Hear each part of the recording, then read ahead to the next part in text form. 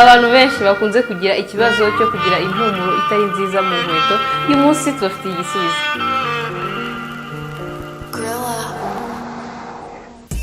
Ikaze nanone mu kiganiro Tsapa Fashion Show mu gice cyacu cya Pro Tips.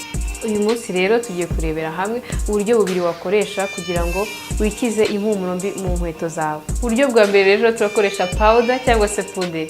Uburyo bwa kabiri naho dukoresha indimu kugira ngo inkweto yacu ibashe kugira impumuro nziza twifuza.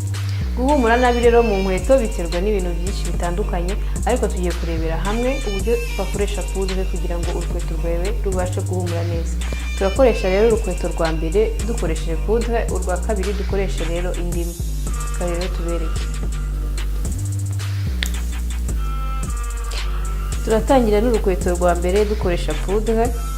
Rero ugenda usuka aho hantu mu rukweto.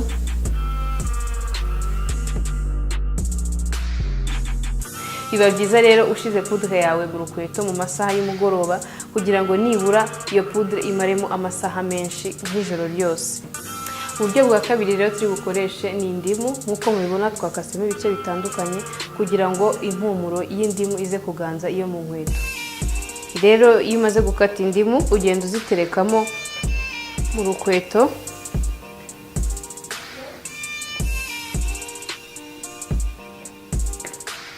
Biba byiza rero iyo ukoresheje indimu ukazishyiramo mu mugoroba kugira ngo nibura zize kumaramo amasaha menshi ashoboka kugira ngo zize gukiza ya mpumuro mbi twari dufite mu rukweto.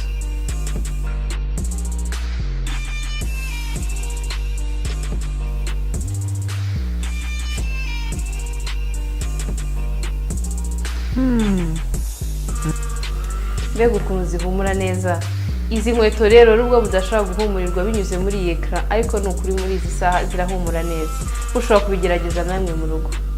Nizere yuko mwe mwese mwari mufite iki kibazo cyakemutse.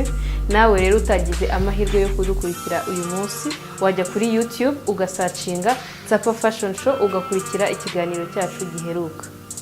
Mwakoze rero kudukurikirana uyu munsi. Yari Joyce Munyana. Ndabakunda.